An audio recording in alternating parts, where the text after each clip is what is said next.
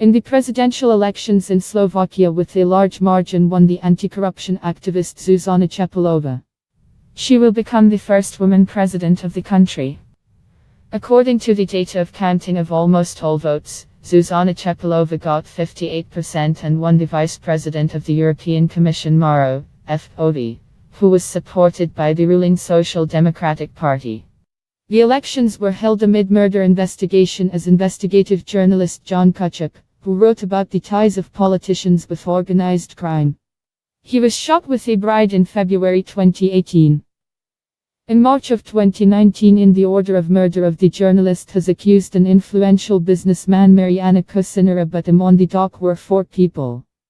Although in Slovakia the position of president with power is much inferior to the head of the government, these presidential elections are seen as a litmus test of the changes in society after the murder of the journalist.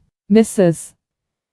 Chepalova became known as a lawyer that 14 years had legal proceedings for the closure of a toxic waste dump in Pezinok, where the level of diseases from leukemia to 8 times higher than the national average. Mrs. Chepalova went to the polls as an independent candidate, but is the deputy leader of the newly created Liberal Party of Euro-optimists, Progressive Slovakia.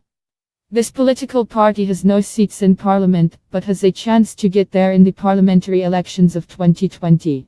I rely on traditional Christian values, such as compassion and love for our neighbors and people belonging to minorities, she said during presidential debates. 2-year-old diplomat, Mr.